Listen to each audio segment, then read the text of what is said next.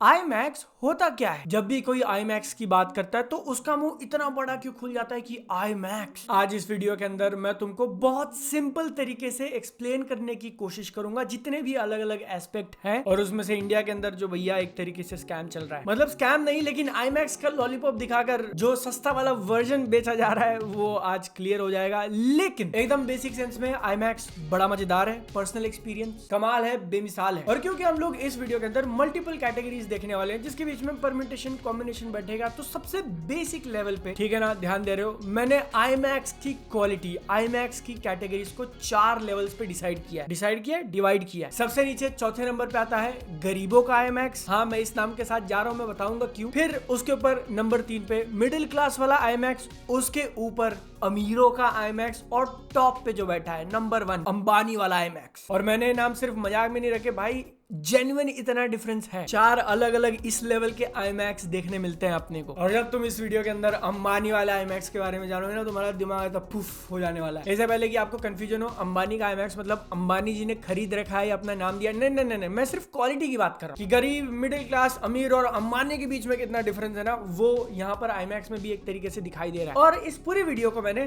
IMAX की pipeline समझाने के लिए 3 सेक्शंस में डिवाइड किया है। मूवीज बनती कैसे है, रिकॉर्डिंग, देन प्रोजेक्टिंग और स्क्रीन्स, ठीक है ना। ये 3 पॉइंट्स इस वीडियो के अंदर कवर करेंगे, जिसमें सबसे पहला स्क्रीन्स को उठाते हैं कि एक IMAX स्क्रीन होता क्या है भाई। आई नो आपको इसका आंसर पता होगा कि हाँ वो थोड़ा लंबा होता है, लेकिन एक्चुअली क्या होता है। तो वीडियो यहाँ पर हम लोग एस्पेक्ट रेशियो की तरफ चलेंगे। अगर आपका मैथ्स में थोड़ा दिमाग या हाथ कच्चा है तो टेंशन मत लेना, मैंने पेपर के कटआउट्स बताए हैं रिलेटिव साइज दिखाने के लिए। आज इस वाले वीडियो के लिए हम लोग 4 एस्पेक्ट रेशियो के ऊपर फोकस देंगे। सबसे पहला जो सबसे ज्यादा कॉमन है, 70 से 80% मूवी इस एस्पेक्ट रेशो में बनती है, जो है 2.39:1, जिसको स्कोप भी कहा जाता है। ये काफी ज्यादा वाइड होता है, इसको आप लोग सिनेमैटिक भी कंसीडर कर सकते हो। 1950s में जब टीवी बहुत ज्यादा लोगों के घर में आने लगे तो थिएटर नहीं जा रहे थे। किसने सोचा था कि 70 साल बाद सेम एग्जैक्ट प्रॉब्लम फेस करनी पड़ेगी। लेकिन उस टाइम पे टीवी मोस्टली स्क्वायर डब्बे हुआ करते थे। अब लोगों को थिएटर में लेके आना है, कुछ अलग एक्सपीरियंस देना है, टीवी से अपने आप को अलग करना है, तो इसीलिए सिनेमा स्कोप बनाया गया कि हम लोग तुमको बक्सा नहीं बल्कि एकदम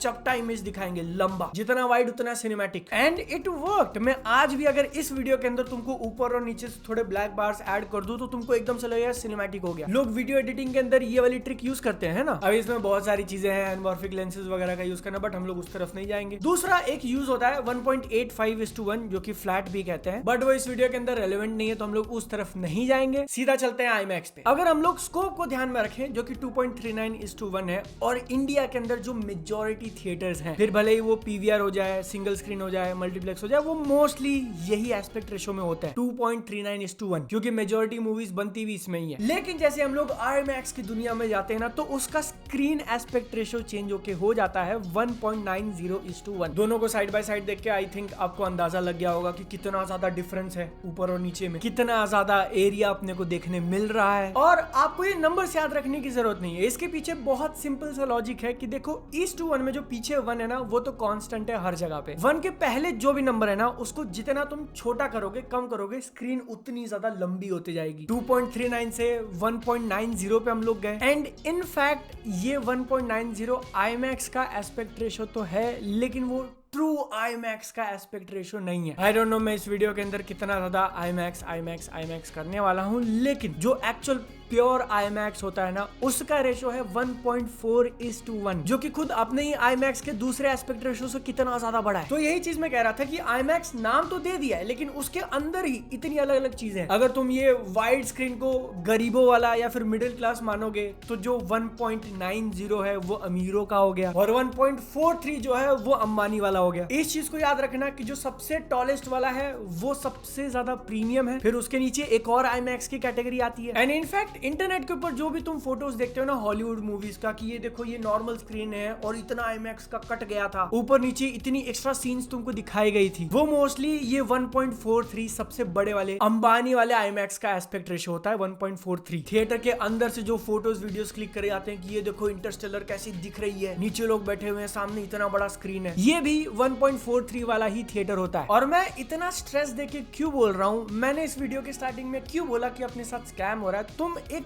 गेस करने की कोशिश करो कि ये जो असली ट्रू IMAX का एस्पेक्ट रेशियो है ना, वैसे इंडिया के अंदर कितने थिएटर्स होंगे IMAX वाले, गेस करो। मैं तुमको 3 सेकंड दे रहा हूं। 3, 2, 1, 0 0 इज द आंसर। हाँ, इसमें काफी सारे इफ्स एंड बट्स, काफी सारी हिस्ट्री इन्वॉल्व है, लेकिन कमर्शियल थिएटर की बात करें जिसके ऊपर IMAX लिखा हुआ और आप कोई भी हॉलीवुड, इंडिया, कहीं की भी मूवी थिएटर में पैसा देकर देखने जा सकते हो और उसकी स्क्रीन ये सबसे बड़ी वाली हो, इज 0। जितने भी आपके शहर में IMAX थिएटर वगैरह है ना, वो ये दूसरे नंबर वाले हैं, 1.90 वाले। फिर भले ही आप मुंबई में रहो, आप दिल्ली में रहो, आप बैंगलोर, कहीं पर भी सिर्फ इकलौता एक थिएटर है, ठीक है, सिर्फ एक थिएटर है जहां पर आप टिकट लेकर ये ट्रू एस्पेक्ट रेशो एक्सपीरियंस कर सकते हो। और वो कौन सा है? गुजरात का साइंस सिटी, जो अहमदाबाद में। लेकिन वो कमर्शियल मूवीज प्ले नहीं करता, वहां सिर्फ डॉक्यूमेंट्रीज चलती हैं। क्यों नहीं चलती है, इसका आंसर भी देंगे इस वीडियो में थोड़े टाइम बाद, ठीक है। आई थिंक आपको चैप्टर नंबर 1 क्लियर हो गया होगा कि स्क्रीन साइज का क्या फंडा है। और देखो, जहां तक प्रोजेक्शन की बात जाती है ना, तो आप प्रोजेक्टर्स बहुत सारे ले सकते हो, मार्केट में काफी अवेलेबल है। लेकिन IMAX के ऊपर अगर हम लोग फोकस करें तो यहाँ पर भी अगेन अपने को 4 अलग अलग कैटेगरीज, 4 अलग अलग लेवल्स देखने मिलते हैं, जिसमें सबसे नीचे गरीबों वाला कैटेगरी नंबर 4 है Xenon। ये 2K क्वालिटी ऑफर करता है और ये लिमिटेड है एस्पेक्ट रेशो 1.9 तक। जी हाँ, इस कैटेगरी वाले प्रोजेक्टर से आप वो अंबानी वाले स्क्रीन के ऊपर पिक्चर प्रोजेक्ट ही नहीं कर सकते, क्योंकि वो उतना टॉल सपोर्ट ही नहीं करता। और क्या मैंने बताया कि इसकी quality is 2K, not even 4K। इसीलिए Xenon को हम लोग गरीबों वाली कैटेगरी में डालेंगे। जिसके थोड़ा ऊपर चले तो आता है मिडिल क्लास, जिसमें इंप्रूवमेंट देखने मिलती है कि वो 2K से हम लोग 4K चले गए हैं लेजर, लेकिन अगेन एस्पेक्ट रेशो लिमिटेड है 1.9 तक। जिसके ऊपर सेकंड लेवल पे हम लोग आ गए हैं अमीरों वाली कैटेगरी में, और यहाँ पर हमको IMAX GT लेजर देखने मिलता है, जिसमें वो लोग ड्यूअल लेजर प्रोजेक्टर यूज करते हैं 4K इमेज प्रेजेंट करने के लिए। लेकिन यहाँ पर वो बड़ा वाला स्क्रीन, अंबानी वाले स्क्रीन पे प्रोजेक्ट कर सकता है, ठीक है। हायरार्की क्लियर हो गई, 2K, 4K, dual laser 4K, okay. यहाँ पर एक और इंटरेस्टिंग नंबर आपके सामने फेंक के मारूंगा, अगली बार जब IMAX जाओगे तो पता नहीं उतने एक्साइटेड हो गया नहीं। इंडिया के अंदर आज के दिन टोटल कुछ 34 के आसपास ऑपरेशनल IMAX स्क्रीन्स हैं, जिसमें से प्रोजेक्टर क्वालिटी की बात करें तो जो सबसे नीचे गरीबों वाला है Xenon 2K, वो करीब 19 के आसपास है। इंडिया के अंदर 19 IMAX ऐसे हैं जो सबसे नीचे वाली टीयर में आते हैं। जिसके बाद मिडिल टीयर पे चलें कि सिंगल लेजर 4K वाला कितना है,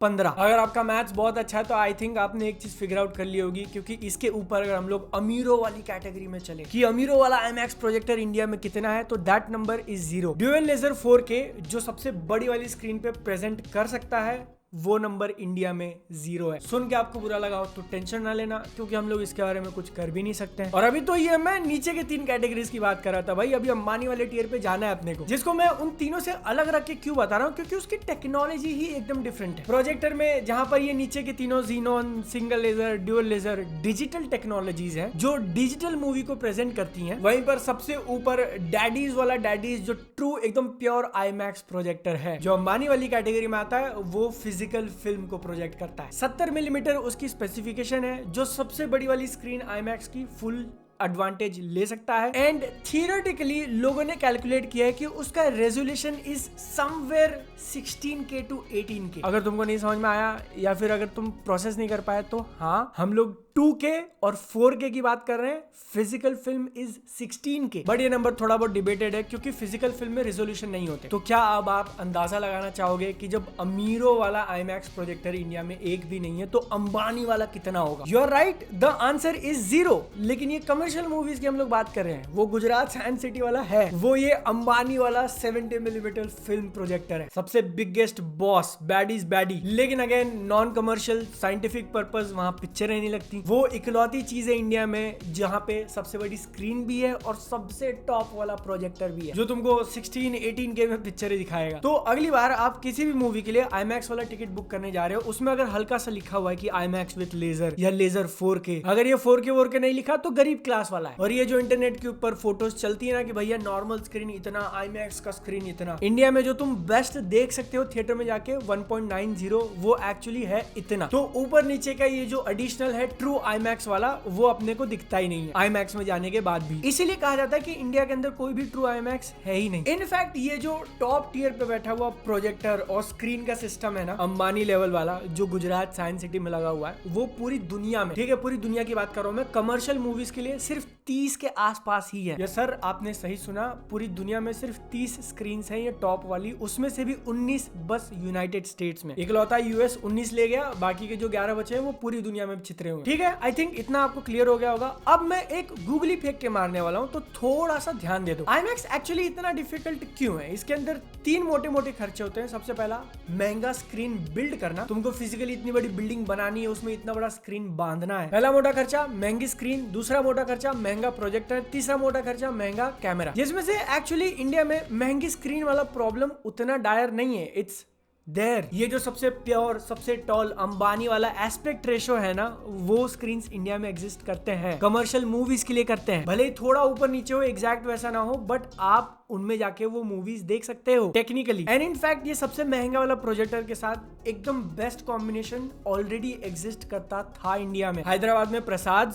आईमैक्स वडाला मुंबई वाला, गाजियाबाद में खुला था, कोलकाता में एक था। उनमें एकदम बेस्ट ऑफ द बेस्ट चीज लगी हुई थी, अंबानी वाला स्क्रीन, अंबानी वाला प्रोजेक्टर, लेकिन बंद हो गए चारों के चारों, सारे के सारे। इनफैक्ट हैदराबाद का जो प्रसाद है ना, 2014 में वहां पर इंटरस्टेलर लगी थी भाई, वो भी सबसे प्रिस्टीन क्वालिटी में 70 मिलीमीटर फिल्म, जो एकदम आईमैक्स के पीक पे बैठी हुई क्वालिटी है ना, जो पूरी दुनिया में सिर्फ 30 स्क्रीन है, वो वाला 2014 में लगा था इंटरस्टेलर। मेरे यहाँ से बस 500 किलोमीटर दूर है हैदराबाद। मैं चाहता तो जा सकता था, लेकिन उस टाइम पे बच्चा था तो घर वाले जाने नहीं दिए। मेरे को पता भी नहीं था कि ऐसा कुछ होता है। तो ये सारे थिएटर्स चले चले नहीं चले, बंद हो गए। उन्होंने फिर रीब्रांड कर दिया। हैदराबाद का ये स्क्रीन जेन्युइनली इतना बड़ा है ना कि मुंबई और दिल्ली में जो बड़े बड़े आईमैक्स हैं आज के टाइम पे, वो भी 70 फीट 69 फीट वाइड होते हैं। ये 101 है। सो यस, टेक्निकली अपने पास बड़े से बड़े स्क्रीन हैं, और अगर किसी ने महंगा वाला आईमैक्स प्रोजेक्टर जुगाड़ ला दिया, फिर भले ही वो अमीर कैटेगरी की हो या अंबानी वाली कैटेगरी के हो, तुम उतना बढ़िया वाला आईमैक्स इंडिया में एक्सपीरियंस कर सकते हो। But it's not easy. क्यों?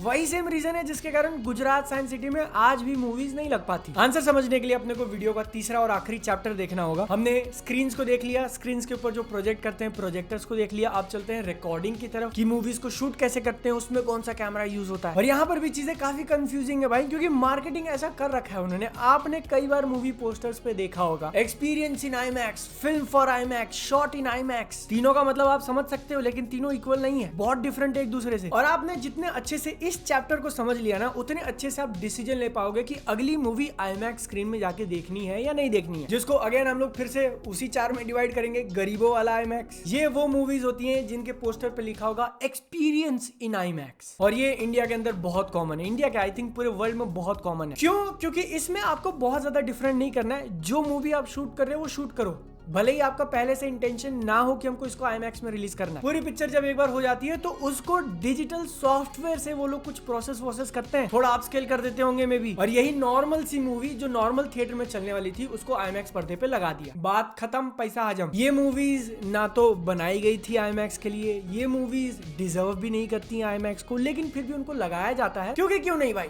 खाली थिएटर रखने से अच्छा कुछ तो चला दे। रिसेंटली रिलीज हुई धुरंधर इसका एक बहुत बढ़िया एग्जांपल है। वो इस कैटेगरी में फॉल करता है। उनका एस्पेक्ट रेशो वो टॉल वाला नहीं होता, नॉर्मल स्कोप वाला है। बस आपको इतना बेनिफिट मिलता है कि आप एक बड़े स्क्रीन के ऊपर पिक्चर देख रहे हो, दैट्स इट। जिसके ऊपर अगर हम लोग चलें तो आता है मिडिल क्लास वाला आईमैक्स, और यहाँ पर इंप्रूवमेंट है भाई। ये वो मूवीज होती है जो आईमैक्स सर्टिफाइड कैमरा से शूट करी जाती है। आईमैक्स एक कंपनी है जिसने सर्टिफिकेट निकाला है कि अच्छा सोनी तू ये कैमरा बनाता है, इसका सेंसर अच्छा है, हमारे रिक्वायरमेंट के हिसाब से इसमें डेटा कैप्चर हो रहा है, तो चल तेरा कैमरा हम लोग सर्टिफाई दे देते हैं। कोई भी अगर सोनी के उस कैमरे से शूट करेगा और बाद में उसको आईमैक्स स्क्रीन के ऊपर प्रेजेंट करेगा तो वो और अच्छा दिखाई देगा। इनफैक्ट इस कैटेगरी में वो मूवीज भी आ जाती हैं जो आईमैक्स के थोड़े टॉल एस्पेक्ट रेशो का बेनिफिट लेती हैं। जो बीच वाला है ना, थोड़ा सा लंबा जो हो जाता है, जो इंडिया में बहुत ज्यादा अवेलेबल है, 1.90 वाला रेशो, और इससे जो मूवी शूट होती है ना, उससे आईमैक्स का वो स्क्रीन एटलीस्ट भर तो जाता है। हॉलीवुड ने भी कई सारी मूवी शूट कर रखी है इस पे। इन्फिनिटी वॉर है, एंड गेम है, No Way Home, Top Gun Maverick, and even upcoming Ramayana जो मूवी आने वाली है वो भी इसी कैटेगरी में फॉल करती है। वो लोग आईमैक्स सर्टिफाइड कैमरा से शूट कर रहे हैं, एस्पेक्ट रेशो 1.90 रखने वाले हैं, जिसके कारण इंडिया में जो मेजॉरिटी स्क्रीन्स हैं वो उसका बेनिफिट ले पाएंगे। लेकिन यहाँ पर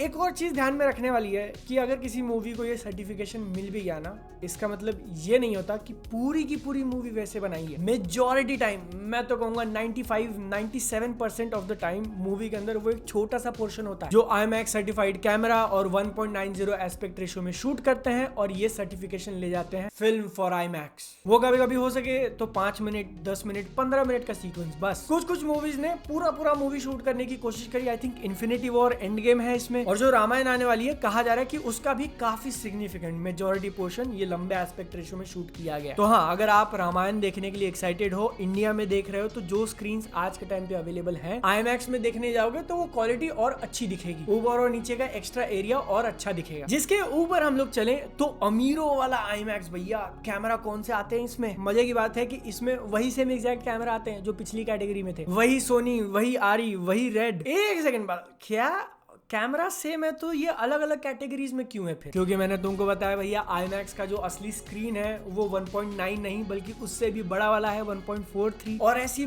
बहुत ही लिमिटेड मूवीज हैं जिन्होंने IMAX सर्टिफाइड कैमरा से शूट किया, सोनी, आरी, रेड, और उसको भी IMAX के ट्रू एस्पेक्ट रेशियो, अंबानी वाले एस्पेक्ट रेशियो में शूट किया 1.43। एंड तुमको पता है राजा मौली की जो अपकमिंग वाराणसी मूवी है ना, वो इस कैटेगरी में आती है। इनफैक्ट ऐसा कहा जा रहा है कि वो पहली इंडियन एंड पहली नॉन इंग्लिश मूवी है जो इससे शूट हुई है। कि IMAX सर्टिफाइड कैमरा, हाँ ऑलरेडी काफी सारी हिंदी मूवीज, साउथ की मूवीज ने कर रखा है, लेकिन वो मिडिल वाले स्क्रीन के लिए शूट करते थे 1.90। राजा मौली ने कहा मैं और बड़े स्क्रीन के लिए शूट करूंगा, सबसे बड़े स्क्रीन के लिए शूट करूंगा। और इसी अमीरों वाली कैटेगरी में जो बाकी कुछ मूवीज है, बहुत थोड़ी मूवीज है, dune part 1, dune part 2, project hello मेरी भी आती है इसी में। और इसीलिए पंगा हो रहा था भाई, लोग धुरंधर को कह रहे थे कि उसको स्क्रीन दे, वो IMAX की मूवी है। बट अगेन यहाँ पर भी वही चीज आ जाती है कि पूरी मूवी वो लोग इसमें नहीं शूट करते हैं। ड्यून का भी पहला पार्ट 60 मिनट का था और दूसरा पार्ट 40 मिनट का इस एस्पेक्ट रेशियो में शूट किया है इस कैटेगरी में। वाराणसी का वो लोग कितना करेंगे I don't know, I have no idea. But क्यों, अगर आप सेम कैमरा यूज कर रहे हो तो नेक्स्ट लेवल पे क्यों नहीं जा रहे? रामायण जो है वो एक कैटेगरी नीचे क्यों रह गए? सिंपल सी बात है, आप ऊपर नीचे और जब एक्स्ट्रा शूट करते हो तो आपका कॉम्पोजिशन बहुत मुश्किल हो जाता है कि एक्टर का चेहरा कितने स्पेस पे रहे, उसको आपको फिर से एडिट करना है क्योंकि नॉर्मल स्क्रीन पे भी लगानी है। सबसे बड़ी वाली स्क्रीन पे जाने के लिए आपको स्पेशलाइज्ड लेंसेज लेने पड़ते हैं। अगर कोई VFX वाला शॉट है तो उतना एक्स्ट्रा काम बढ़ गया आपका। और भले तुमको दिखने में छोटा लग रहा हो, लेकिन IMAX के छोटे स्क्रीन से लेके बड़े स्क्रीन में 40% का डिफरेंस है टोटल ओवरऑल सरफेस एरिया में। तो काफी ज्यादा काम है वो, और जब पूरी दुनिया में एकदम टॉप वाली स्क्रीन से ज्यादा है भी नहीं तो क्यों करे। ठीक है जजमान,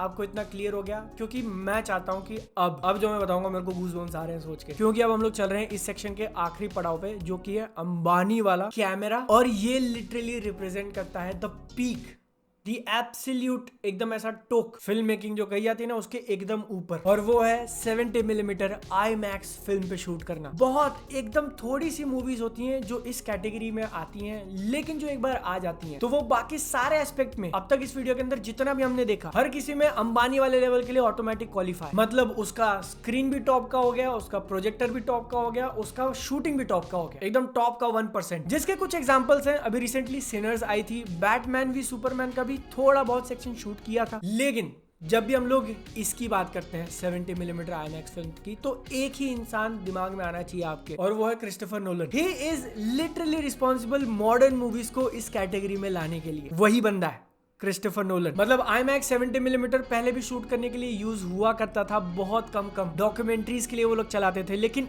इन्होंने, क्रिस्टोफर नोलन ने पहली बार एक बड़े बजट की मूवी के लिए उसको यूज किया, वही जोकर वाली द डार्क नाइट, और उसमें टोटल मिला के 28 मिनट का ही रन टाइम वो शूट किया था इससे, इस कैमरे से। और क्या मैंने बताया कि वो लिटरली पहली बार था जब किसी मेजर हॉलीवुड मूवी प्रोडक्शन ने ऐसा कुछ किया है, IMAX फिल्म में शूट करना इस स्केल पे जाकर। इनफैक्ट ये चीज इतनी ज्यादा डिफिकल्ट, इतनी ज्यादा रेयर है ना, कि आज तक मैं बता रहा हूँ 2026 तक कोई भी ऐसी मेन स्ट्रीम मूवी बनी ही नहीं है जिसने 100% इस पे शूट किया हो 70mm फिल्म पे। जो रिकॉर्ड है वो अगेन क्रिस्टोफर नोलन के ही नाम पे है, जिन्होंने डंकर्क का 79 मिनट रिकॉर्ड किया था, और वो उस मूवी का 75% रन टाइम है। ये एब्सोल्यूट रिकॉर्ड है अब तक का। एंड क्रिस्टोफर नोलन ने ट्राई किया है कि 2008 में जो डार्क नाइट आई थी, उसके बाद से मैं जितनी भी मूवी बना रहा हूँ उसमें कुछ ना कुछ थोड़ा बहुत ही सही, 15-20 मिनट का ही सही, मैं एक सीक्वेंस इसमें रखूंगा। यही सेम चीज ओपनहाइमर में थी, और ओपनहाइमर एक स्टेप आगे जाके स्पेशल क्या करता है, उसमें black and white scene shoot करने के लिए specially black and white film को डेवलप किया था। IMAX black and white film को डेवलप करना बस एक मूवी के लिए। अभी अगर आपके दिमाग में कोई क्वेश्चन आ रहा है कि एक सेकंड, अगर पिक्चर में सिर्फ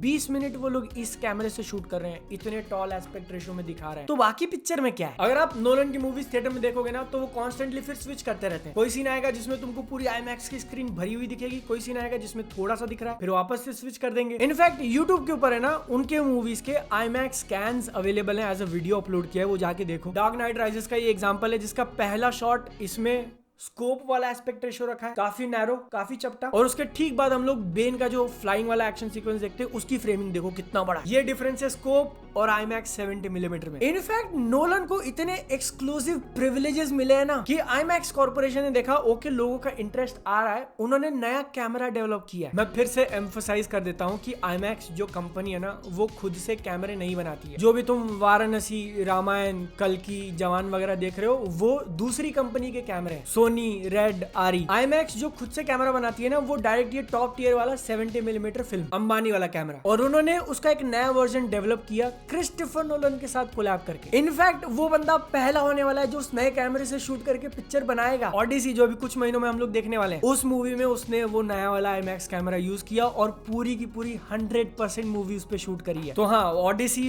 पहली मूवी बनेगी जिसने पूरा का पूरा एकदम वो अंबानी वाले कैमरे से शूट किया। क्यों? लेकिन हम लोग इतना एडवांस कर चुके हैं टेक्नोलॉजी में, फोन से इतने बढ़िया बढ़िया वीडियोस बनते हैं, एआई वगैरह आ गया है, तो कैमरा बनाने में इतनी क्यों दिक्कत हो रही है? वेल, सबसे बेसिक बात है कि वो फिल्म यूज करते हैं। फिल्म को तुमको एकदम दौड़ाना है तेजी से रिकॉर्ड करने के लिए, जिसको तुम डिजिटली कर नहीं सकते। पुराने वाले कैमरे इतने भारी हुआ करते थे ना, 40 से 50 किलो के कैमरे, उसके अंदर तुम एक रील फिट करोगे शूटिंग करने के लिए 1000 फीट लंबी, वो सिर्फ 3 मिनट का फुटेज शूट कर सकती है। 3 मिनट हुए, रील खत्म, दूसरी रील लगाओ। इनफैक्ट वो पूरी दुनिया में सिर्फ 10 से 12 कैमरे ही एग्जिस्ट करते हैं, कोई उसको खरीद नहीं सकता। आईमैक्स सिर्फ रेंट पे देता है, पिक्चर शूट करो वापस दे दो, जिसमें से शायद एक क्रिस्टोफर नोलन ने तोड़ भी दिया था डार्क नाइट के टाइम पे। बट ये जो नया वाला लेटेस्ट कैमरा डेवलप किया है ना ओडिसी में, जो हम लोग देखेंगे, कहा जा रहा है कि वो कार्बन फाइबर से बना है, उसकी बॉडी लाइट वेट है, शूटिंग मॉनिटरिंग में काफी ज्यादा हेल्प होने वाली है, उसका नॉइज भी बहुत ज्यादा कम है। लेकिन तुम और हम क्यों खुश हो रहे हैं भाई? अपने को तो वही मिडिल क्लास वाला आईमैक्स देखना है, हम कहाँ अंबानी के सपने देखे भाई। लेकिन इतना डिफिकल्ट क्यों है? और गुजरात में जब अपने पास पहले से इंफ्रास्ट्रक्चर है, उसका प्रोजेक्टर है, उसका स्क्रीन है, तो लगाते क्यों नहीं है? क्योंकि सबसे पहली बात कि मूवीज उतनी फ्रीक्वेंटली बनती ही नहीं इतनी टॉप टियर पे। बहुत रेयरली तुमको साल में एक देखने मिल गई तो देखने मिल गई। लेकिन अगर हम लोग नीचे वाले कैटेगरीज के भी देखें तो भी वो कॉमन नहीं है कि आईमैक्स कैमरे से शूट हुई हो, फिर आईमैक्स का वो स्क्रीन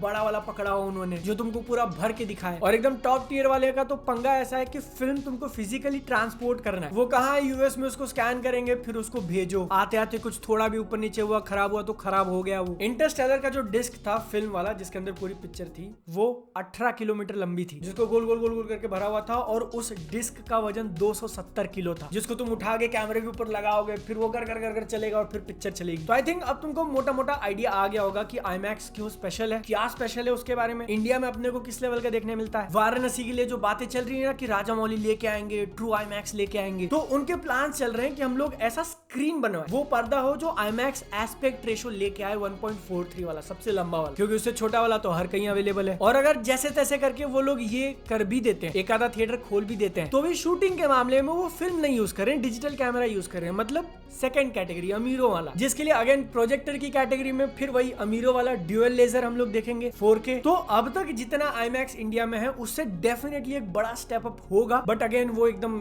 टॉप टियर वाला नहीं। फिर अब इसमें एक दूसरा लड़का घुस रहा है, डॉल्बी सिनेमा, उनका अलग ही मैटर है, पुणे और बैंगलोर में खोल दिए वो लोग, आगे चल के और भी खोलेंगे। आई थिंक तुमको अब आइडिया लग चुका होगा कि कितना ज्यादा मार्केटिंग पे खेला जाता है। आपको नहीं आइडिया है तो चल रहा है सब बिल्कुल यही हालत अपने आके स्ट्रीमर्स कर रहे हैं, जो भी ओटीटी प्लेटफॉर्म्स है। इसीलिए तुम सोच के देखो कि आपको कहा जाता है 4K में दिखाएंगे हम लोग, 500, 1000, 1500 वाला प्लान ले लो, लेकिन थिएटर में जो मूवी 4K होती भी नहीं है, 2K में इतनी बढ़िया कैसी दिखती है, वो एक अलग वीडियो का टॉपिक है भैया। तुमको अगर आईमैक्स के बारे में और जानना है, इंडिया के अंदर क्या थिएटर, कैसे थिएटर, तो केडी क्लाउडी करके चैनल है, उन्होंने काफी अच्छी सीरीज बना रखी है अलग अलग जगह विजिट करके। और तुम्हारे शहर में जो आईमैक्स है वो कौन सी कैटेगरी वाला है, ज़ीनॉन, सिंगल लेजर, उसके ऊपर का तो है नहीं, वो देखना है तो उसकी भी एक वेबसाइट है, होपफुली एडिटर ने स्क्रीन के ऊपर लगा दी होगी। बाकी अगर आपको पिक्चर बड़े से बड़े पर्दे पे एक्सपीरियंस करनी है तो सिर्फ आईमैक्स इकलौता नहीं है, पीवीआर का पीएक्सएल करके है, उनके भी स्क्रीन काफी बड़े होते हैं। तो भैया ये मोटा मोटा मामला है, मैं और नहीं घुसूंगा, मेरा जबान लड़खड़ा रहा है, बोलने नहीं हो रहा, 1.5 घंटे से बकबक किए जा रहा हूँ। तो आप वीडियो को लाइक करें, ऐसी और कोई टॉपिक हो तो डेफिनेटली बताना, हम बनाएंगे वीडियो। चैनल को सब्सक्राइब करें, सेहत का ध्यान रखें, मिलेंगे अगली बार, टाटा बाय बाय।